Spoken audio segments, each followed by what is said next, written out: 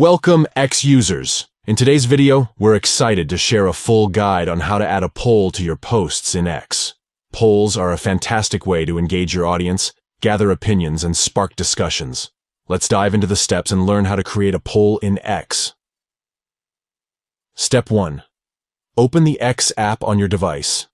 Take a moment to familiarize yourself with the interface. Step 2.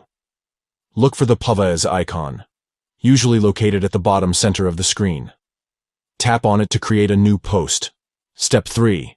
Type in what you want to post, whether it's a caption, a message, or a description. Let your creativity flow. Step 4.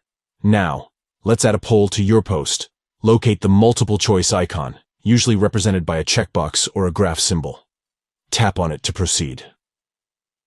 Step 5. X will prompt you to add a question for your poll. Enter the question you want to ask your audience. Step 6. After adding the question, it's time to include the choices.